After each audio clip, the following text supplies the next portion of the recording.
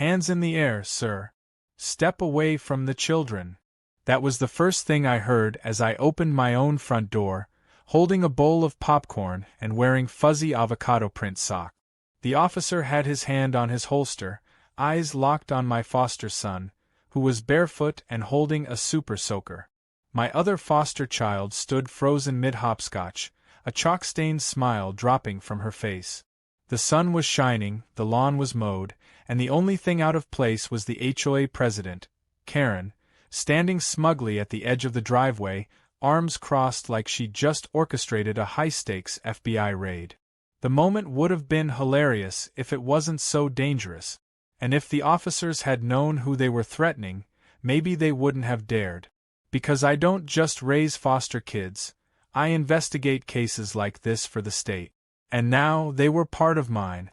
2 days earlier, I had welcomed Mason and Alani to my home in Whispering Pines, a quiet, beige-painted, HOA-controlled suburb that prided itself on order, safety, and shared values, which really meant snobby passive-aggressiveness wrapped in overpriced lawn decor. Mason was 12, sharp for his age, with a guarded edge behind his polite manners. Alani was 7, a giggly, chalk-loving sprite who saw every driveway as a blank canvas. They'd been through the system long enough to know how to spot fake kindness, but I guess something in my chicken nuggets and dad jokes made them lower their shield. Within an hour, they were settled in and giggling over who got the top bunk. I'd chosen Whispering Pines for the good schools, safe streets, and access to therapy resources. It was the kind of place where neighbors waved, dogs had Halloween costumes, and mailboxes were curated like museum pieces.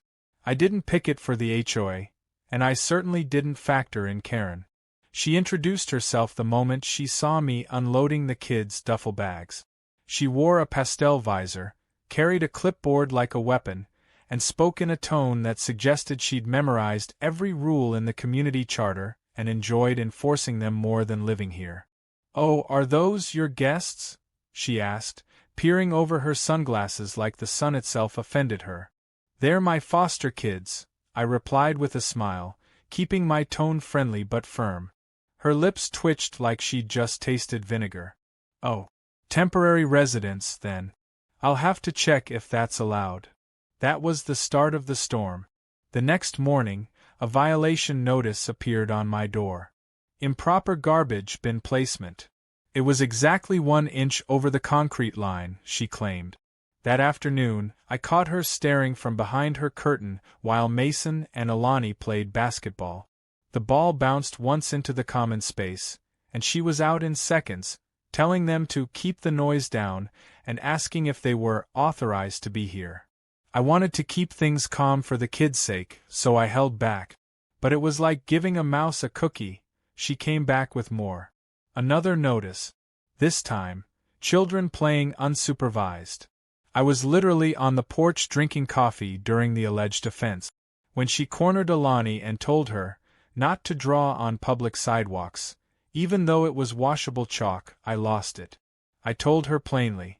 These kids were in my legal custody, I was in compliance with all HOA rules, and any further harassment would be treated as a civil issue. Her nostrils flared. Her eyes narrowed.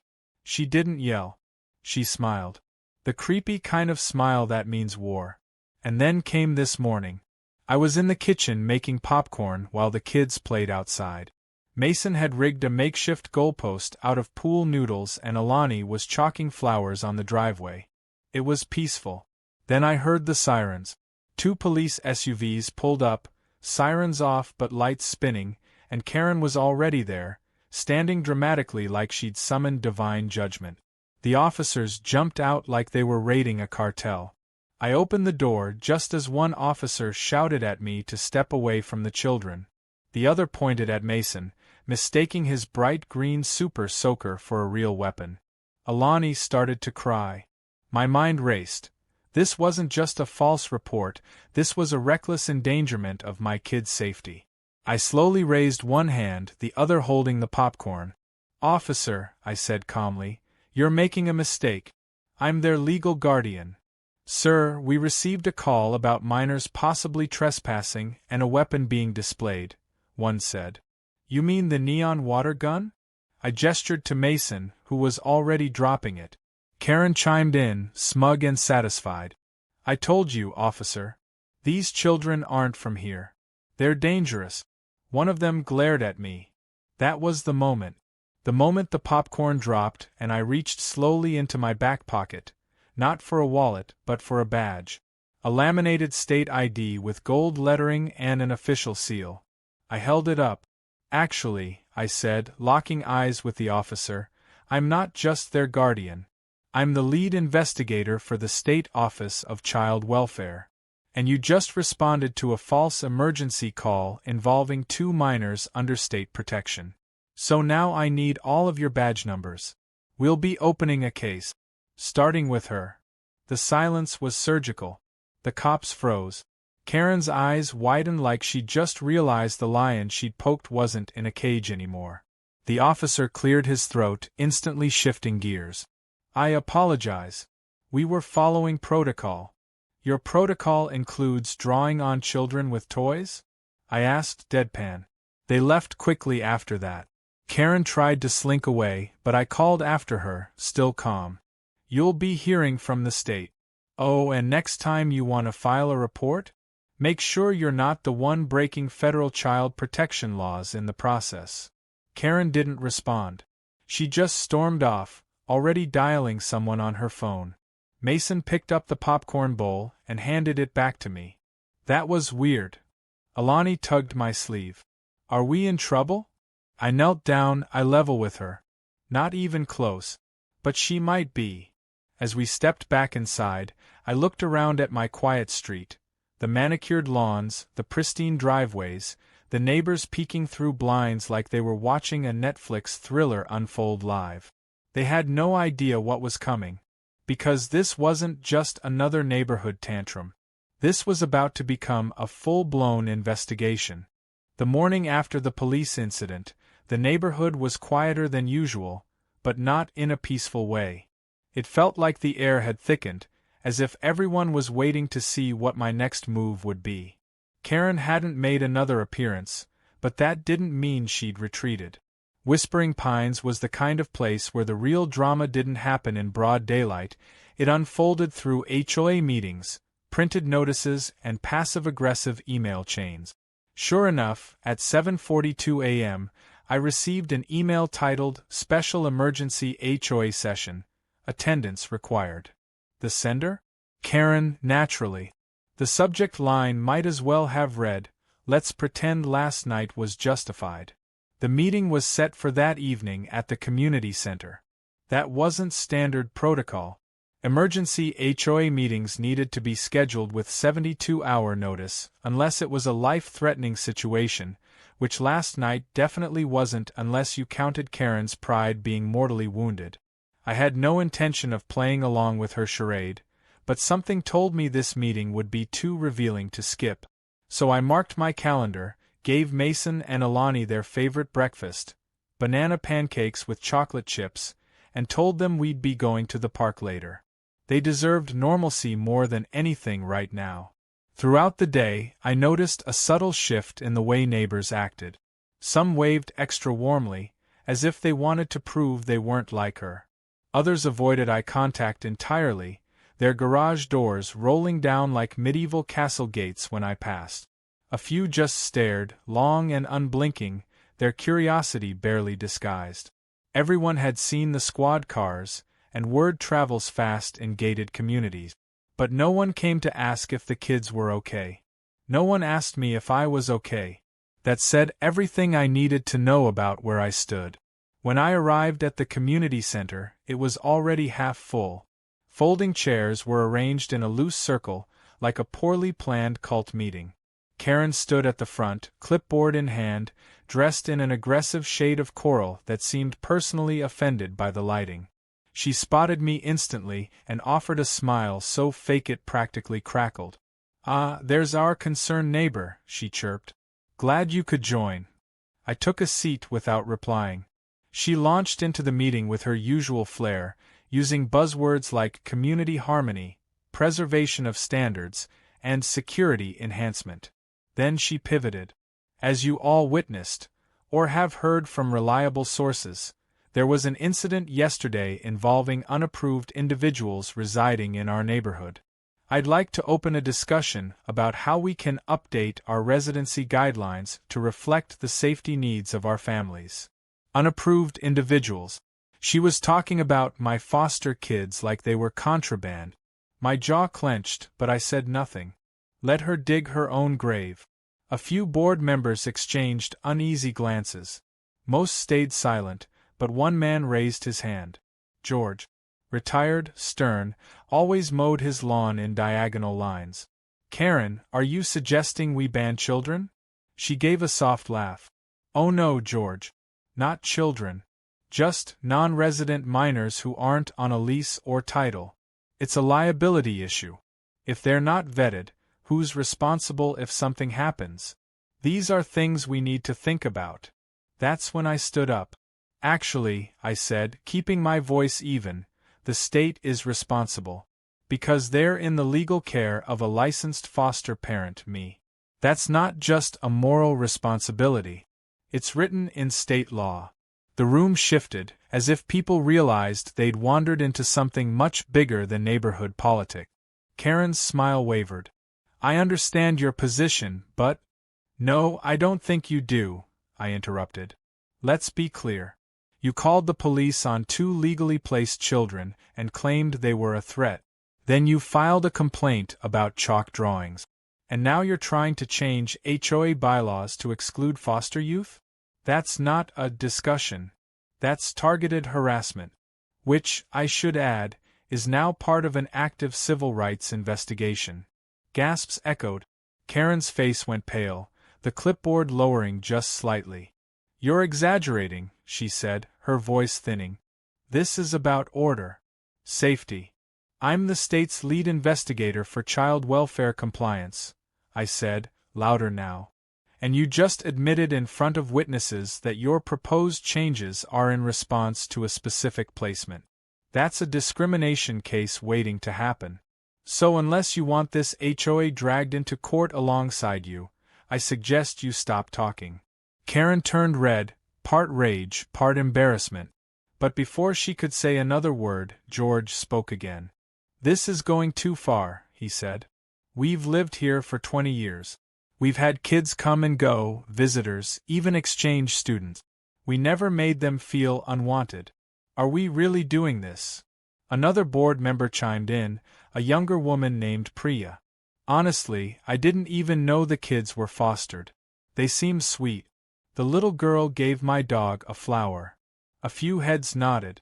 Karen, realizing her support was crumbling, tried to recover. Well, I suppose this matter requires further legal clarification, she stammered. Meeting adjourned. But as people stood and filed out, they didn't look convinced. They looked disgusted. The kind of quiet, polite disgust you only see in places where confrontation is considered a bigger sin than cruelty. I walked back home with a strange mix of anger and hope. The kids were already asleep, Mason curled up in a hoodie, Alani surrounded by stuffed animals. I kissed them goodnight and sat on the edge of the bed for a while, watching their peaceful faces. They didn't know what had happened tonight. They didn't know how close things had come to a darker outcome. I opened my laptop and began typing my report. Every interaction with Karen. Every incident. I attached audio from the meeting. I always record HOA sessions, just in case. I listed witness names and timestamp. Then I hit send to the Civil Rights Division and copied the Child Welfare Legal Team. The battle wasn't over. Not even close. But the mask had slipped. Karen had shown her hand in front of everyone, and now the system that she thought was hers to manipulate was about to turn against her. And for once, I wasn't just a state official watching from the sidelines. This time, I was in the middle of it. And I wasn't backing down. 2 days passed in what could only be described as the calm before the storm. Karen had gone unusually quiet, which didn't feel like peace. It felt like plotting. I'd lived through enough administrative showdowns to recognize that kind of silence. It wasn't surrender. It was strategy. She wasn't finished. Not after being humiliated in front of the entire HOA board. Not after being reminded, publicly and with receipts, that she'd overstepped into a legal minefield. I kept a close eye on everything: emails, mail, even the HOA bulletin board at the clubhouse. Karen hadn't posted any new notices, but someone had quietly removed the chalk buckets from the community playground. Mason told me a woman from the neighborhood told him he wasn't allowed to sit alone on the park bench near the fountain anymore. The same woman then sat there herself 5 minutes later. It wasn't direct aggression. It was erosion. They were trying to wear us down, bit by bit. That night, I got a call from a blocked number. I let it go to voicemail, then checked the message. The voice was low and careful. "Hey, I probably shouldn't be calling, but I think you should know some things about Karen and the HOA fund. Call me back, please. I'm not okay with what she's doing." The voice sounded familiar. I ran it back twice, then realized it was Lisa, the HOA treasurer. I hadn't heard much from her during the meetings, but she was always there, always scribbling notes. I returned the call using a secure line. She answered immediately. "I don't have a lot of time," she whispered, like she was calling from a pantry in a spy movie. "Karen's been using HOA funds to hire a PI. Not just recently, she's done it before. She screens people, digging into their backgrounds before they even move in. She thinks she's protecting the neighborhood." I leaned back, stunned. A private investigator? For what? Anything. She tried to find dirt on a family with an autistic son because he screamed too much. Told people she was just checking if they had past behavior issues. She's obsessed with control. Now she's trying to dig into your records. I think she wants to find a way to get the kids removed. I sat up straight. That wasn't just unethical, it was dangerous. And illegal on multiple levels if she accessed protected placement info. "She can't," I said sharply. "I'm classified under federal protection statutes. The kid's information is sealed. If she even tried, she's looking at federal charges." "I know that," Lisa said. "But she doesn't care. She thinks the rules don't apply if it's for the greater good. I just thought you should know." I thanked her and hung up, already pulling out a folder of legal documents. I needed to escalate this now. Not just for my kids, but for every vulnerable family Karen had harassed under the guise of order. I contacted my department's legal team and handed them everything. The call recording, the meeting audio, even past HOA documents Lisa quietly forwarded to me showing irregular disbursements listed as security evaluations. The next morning, I got a delivery on my porch. No name. A plain envelope. Inside was a single printed page. Photos of Mason and Alani playing in the yard. Dated. Timestamped. Zoomed in like surveillance shot. No context. No note. Just images. The kids weren't even doing anything. One was blowing bubbles, the other drawing, but the fact that someone took those photos without our knowledge made my blood run cold. I checked my security system. Nothing had triggered it. Whoever did this knew how to stay just out of sight. I called law enforcement, bypassing the local precinct and going straight to the regional child protection liaison. They dispatched a digital forensics team. Within hours, they found 3 small motion-triggered cameras hidden near the tree line behind my yard, pointing directly at the back of the house. One was zip-tied to a low branch. Another was partially buried inside a fake sprinkler head. The third was tucked behind a decorative rock near the HOA path. They pulled fingerprints and started the trace immediately.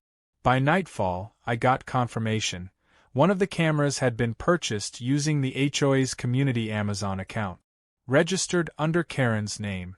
That was all we needed. I filed an emergency petition for a cease and desist under stalking and surveillance laws. The department backed me up. We sent notice to her that evening. But that wasn't all. The digital team had done a full sweep of the surrounding network signals and found a local device that had been connected to the camera feeds remotely. Not only was Karen watching, she'd been live streaming it to her home laptop. That changed everything. It wasn't just harassment now. It was surveillance of minors under state care. A felony offense. I confronted her the next day. Not with rage, calm. I knocked on her door, holding a sealed envelope containing the legal documents, and waited. She opened the door just wide enough to speak through the gap. "I assume this is about your accusations," she said stiffly. "No," I replied. "This is about your confession. You made it with your credit card, your Amazon account, and your IP address. I'm delivering this by hand as a courtesy. The next delivery will be made by a court officer." Her face fell, the blood draining from her cheeks as she took the envelope. "You're bluffing." I didn't answer. I turned and walked away, letting the weight of silence be my exclamation point. Karen didn't follow. That evening, Mason came into the living room holding his backpack. "Are we gonna have to leave again?" he asked quietly. I shook my head and crouched in front of him. "No, buddy. Not this time. We're staying. You didn't do anything wrong. And you don't need to run." "She does." He nodded slowly, then hugged me tightly. Alani joined in seconds later, wrapping her tiny arms around both of us. They were brave kids. Resilient. But no child should have to be brave just to live peacefully in their home. That's what Karen had never understood. She thought she was fighting some invasion. She didn't realize she was creating a battlefield where none should exist. And now, for the first time, she was going to be held accountable not just by frustrated neighbors or ignored complaints, but by the law. The battle had escalated. And I wasn't alone anymore. The courthouse smelled like old paper and polished wood, and it echoed with the quiet tension of people holding their breath.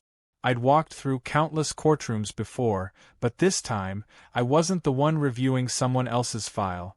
I was the one testifying. Karen sat 3 rows ahead of me, flanked by her attorney, a man who looked like he specialized in HOA tantrums and real estate disputes, not federal child rights violations. She wore a gray suit and her usual air of superiority, though the tightness in her jaw betrayed the cracks. For the first time, she wasn't in control of the room. She couldn't cut the mic or bang a gavel or file a petty violation to get her way. Here, she was just another defendant, and I was the one she underestimated. The court had granted an emergency hearing after our cease and desist request exposed more than just surveillance violations. The investigators uncovered a paper trail of similar conduct, complaints, filed under different names, about Karen harassing and targeting families in other communities she had once lived in. Most were dismissed, not because they lacked merit, but because no one had followed through. This time, someone was following through. We weren't just talking about HOA misconduct anymore. We were talking about a pattern of intimidation, discrimination, and illegal surveillance. Charges now included civil rights violations, child endangerment, and misuse of community funds. The state had added their weight behind the case, and when the judge walked in, she knew exactly who I was, because we'd worked on legislation together just 2 years earlier. The courtroom filled up quickly with people from Whispering Pines, many of whom hadn't shown their faces during the initial drama. But now that the stakes were high and headlines were brewing, everyone seemed to have an opinion. I saw George and Priya, both board members who had opposed Karen's vendetta. They nodded to me, offering quiet support. Others sat with their arms folded, whispering to each other, still undecided, still clinging to the illusion of order that Karen had promised them. But this wasn't about lawn maintenance anymore. It was about rights, safety, and truth. When the hearing began, Karen's lawyer tried to paint her as a misunderstood woman protecting her community. He leaned heavily into phrases like public duty and reasonable concern for safety. He argued that Karen was not targeting foster children but was instead concerned about increased neighborhood traffic and unfamiliar individuals. He even brought up old statistics on neighborhood crime from a different county to suggest her fears weren't unfounded. When it was my turn to speak, I took a deep breath and walked to the front. I didn't need to act outraged or theatrical. The truth was damning enough.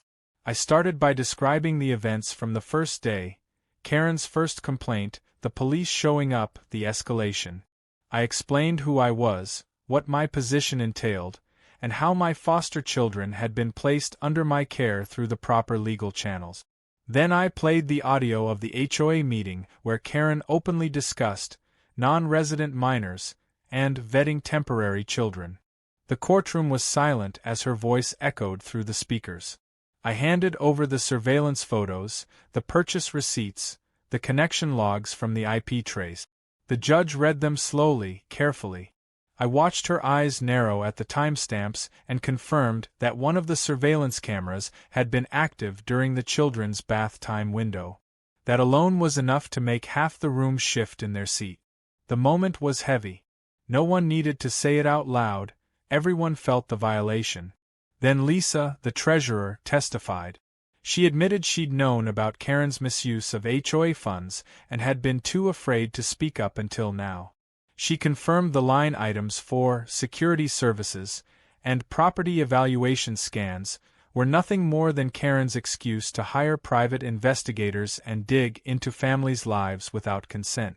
She described the fear she felt every time Karen caught wind of a new neighbor she didn't approve of, and how she had considered resigning but stayed only to keep watch from the inside. The defense tried to discredit her by pointing out inconsistencies in dates and wording, but the judge wasn't impressed. When she spoke, her voice was sharp and decisive. I've seen many HOA disputes. I've seen power struggles, zoning issues, even absurd arguments over mailbox paint. But this is different. This is someone using the structure of an HOA to enforce personal bias under the guise of order. And that will not stand in my court. Karen's mask finally cracked. She stood up, uninvited, and began to rant. I have given years to this neighborhood. I kept this place clean, safe. I was the only one willing to do the work. And now I'm being attacked for caring. The judge didn't flinch. You are not being punished for caring. You are being held accountable for violating state law, for endangering children, and for creating a hostile environment based on your personal prejudices. Sit down. Karen sat. Slowly. Quietly. Her attorney whispered something, but she didn't respond. The ruling was swift. Karen was ordered to step down from the HOA presidency immediately. The HOA itself was fined for its negligence in oversight. A court-appointed oversight committee would be installed until a new board election. Karen was barred from participating in any HOA board in the state pending further review. A separate civil case would proceed regarding damages and defamation. The surveillance evidence was also being reviewed by the district attorney's office for potential felony charges. Reporters were already waiting outside. The courthouse doors opened to camera flashes, microphones, and a swarm of questions. I didn't speak to them. I had nothing to promote. No soundbite to drop. I just wanted to get home to my kids, who were safe with a close friend. When I walked through the front door, Mason was watching cartoons, and Alani had built a fort in the living room made entirely of couch cushions and stuffed animals. They both rushed to hug me before I could even sit down. Did the bad lady get in trouble? Alani asked with wide eyes. I nodded. She did. And she won't be bothering us anymore. Mason didn't say anything. He just nodded too, then went back to the couch with the quiet relief of someone who didn't fully trust peace yet, but wanted to. I sat with them, not as an investigator or a courtroom witness, but as a dad. The chaos was still echoing outside in the headlines and community emails, but inside our home, the air felt lighter. It was far from over. Karen still had lawyers, and people like her rarely disappeared quietly. But she had been exposed. Finally. Thoroughly. And no amount of clipped lawns or forced smiles would undo that. Whispering Pines had been ruled by fear and illusion, but now the illusion was shattered. The neighborhood had witnessed the truth in a courtroom, and no HOA regulation could write that away. Spring bloomed harder than usual that year, or maybe it just felt that way because the tension was gone. The oppressive air that once lingered around Whispering Pines like a fog of judgment had lifted, and for the first time, people looked each other in the eyes again. The kids played louder, neighbors waved longer, and the once taboo act of smiling in public had somehow returned. It didn't happen overnight, but the change was real. And it started, surprisingly, not with an official notice or a policy shift, but with a hand-drawn thank you card taped to the clubhouse door. It had flowers and suns scribbled in marker, and it read, "Thank you for letting us play here now. We love this place." It was signed by Alani, with a backwards N and a doodle of a rainbow. No one admitted to putting it there, but it stayed up for weeks. The HOA held a full community meeting soon after the court ruling, this time hosted not by a tyrant with a clipboard but by a volunteer committee made up of actual residents. George chaired the meeting temporarily, and Priya handled communications. The room felt different. No hostility, no snide glances, just people genuinely trying to rebuild what had been damaged. I attended, not to speak or influence anything, but just to observe. I needed to know if this place could really change. During the meeting, Lisa, nervous but determined, stood up and addressed the community. She spoke about what she'd witnessed under Karen's leadership and apologized for staying silent so long. Her voice cracked once, but she didn't stop. She ended by saying, "I never want to be scared of my neighbors again. And I never want any child to feel like they don't belong here." The applause that followed wasn't thunderous, but it was heartfelt. It wasn't just talk. The board moved to install a new set of community values that emphasized inclusivity, protection of minors, and a clear ban on surveillance targeting individual residents. They even invited a child welfare liaison, someone from my office, to speak about how HOAs could be legally compliant without overstepping. The irony wasn't lost on me.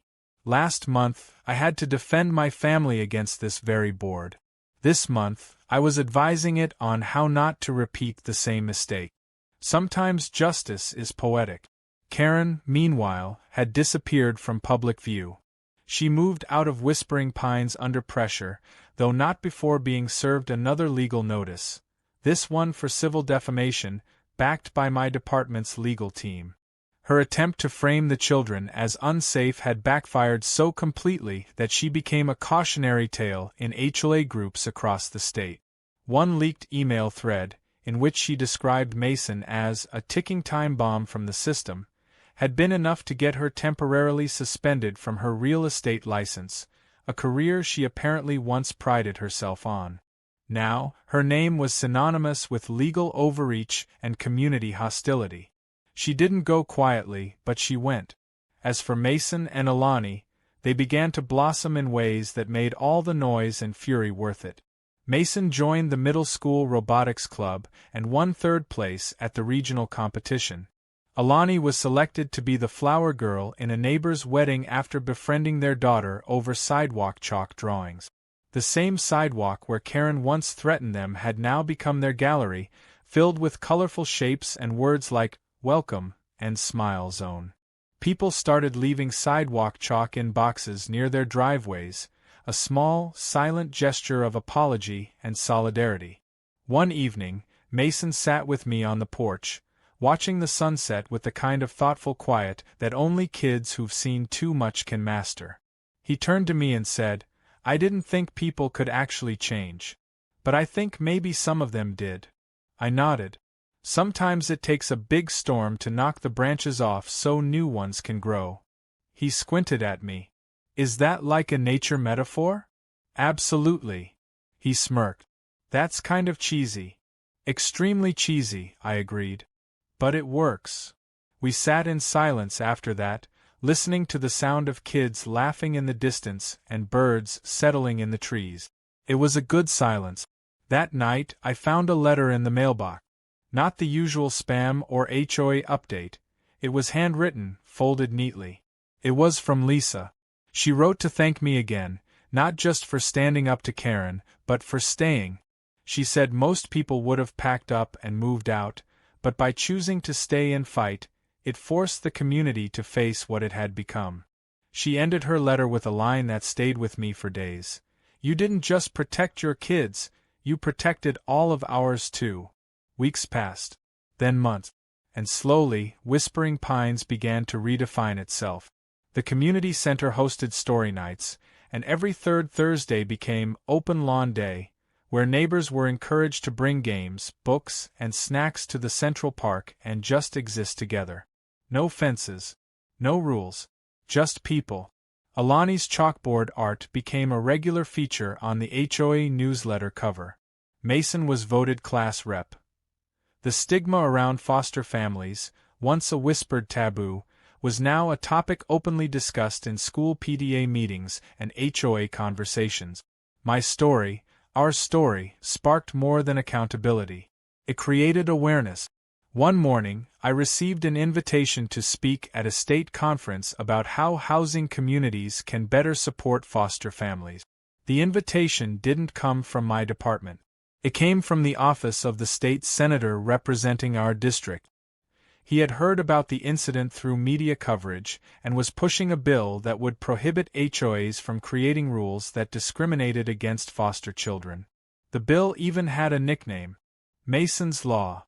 I called the kids into the living room and read it out loud. Mason blinked a few times, then asked, "Wait, like me?" I smiled. "Exactly like you." As I watched them process that moment, how something they'd endured was now helping other kids like them, I felt something shift. It wasn't just about fighting back anymore. It was about moving forward. In the end, the woman who once weaponized rules and fear to control an entire neighborhood was gone, but the echo of what she tried to do lingered. And that was a good thing, because that echo reminded us what silence allows, what fear feeds, and what courage can uproot. The community had been tested, and in the mess left behind, it found its heart again. We were just one story. But sometimes, one story is enough to change everything.